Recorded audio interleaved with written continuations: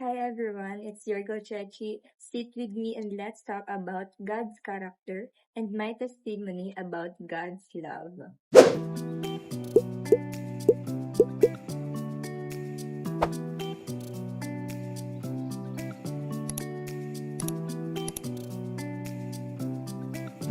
In Exodus chapter 34, verse 6, it says, "And he passed in front of Moses, proclaiming, the Lord, the compassionate and gracious God, slow to anger, abounding in love and faithfulness." So first, let's break down God's character that was said in this verse. So dito, pinakalala ni Lord yung characteristic niya kay Moises. Compassionate. God deeply cares for His creation. In times of suffering, He feels what you feel and approach you with tender emotion. Kapag may problema ka, pinagtataanan ka, or nasasaktan ka, unlike sa mga tao, so hindi ko lang alam kung naranasan mo naman sa gitna na ang drama mo naman or ang babaw mo naman parang yun lang. So si Lord, kahit na maliit na bagay, He acknowledge it. Walang maliit na bagay sa Kanya. He understands what you feel. Kahit na you are too tired to explain and you are too tired to tell what you feel. He understands what's inside your heart. Actually, kapag may problema tayo or nahihirapan tayo, God is always attentive and active in our life. Hindi lang natin siya napapansin o nararamdaman kasi iba yung tinatakbuhan natin or iba yung nilalapitan natin kapag may problema tayo. So, instead na si Lord, ang nilalapitan natin, yung best friend natin, yung family member natin. God is our creator. And as your creator, God knows what to heal and what needs to be fixed inside of you na hindi kayang gawin ng tao lang. So, inaantay lang ni Lord na mapansin siya at lumapit ka sa Kanya para matulungan kang mag-heal at para ma-comfort ka niya. Next, gracious God. His favor and gifts are unearned.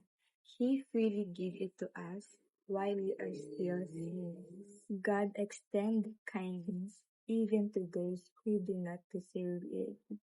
Slow to anger. He is incredibly patient with us.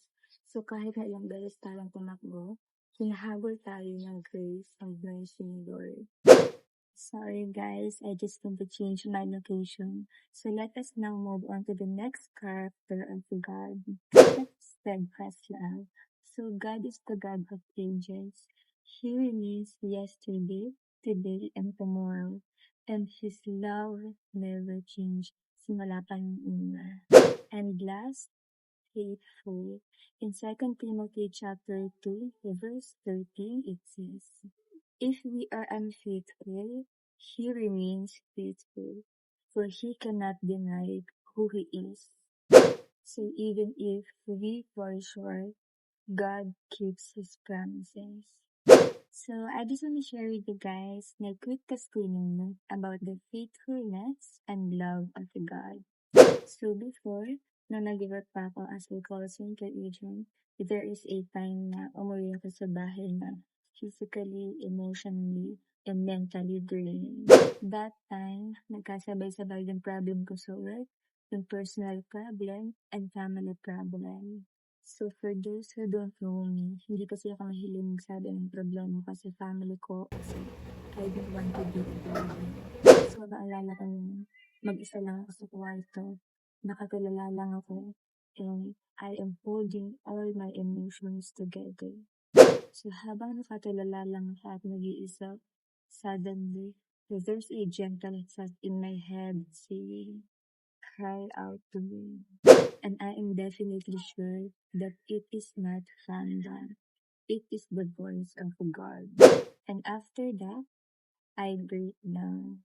Iniyak ko lahat kay Lord. Sinabi ko sa Kanya yung mga problema ko, yung totoong nararamdaman ko, na napapagod na ako. While crying, that is the first time na Kahit walang tao sa paligid ko, I feel the love and the comfort that I need, and I know my heavenly Father is comforting me. That's when I realized how faithful He is and the unconditional love He has for us. Kasi kahit hindi pa ako bumabalik sa Kanya, noong mga panahon na kailangan ko ng comfort at mapagsasabihan ng problema, He is present and ready to comfort me.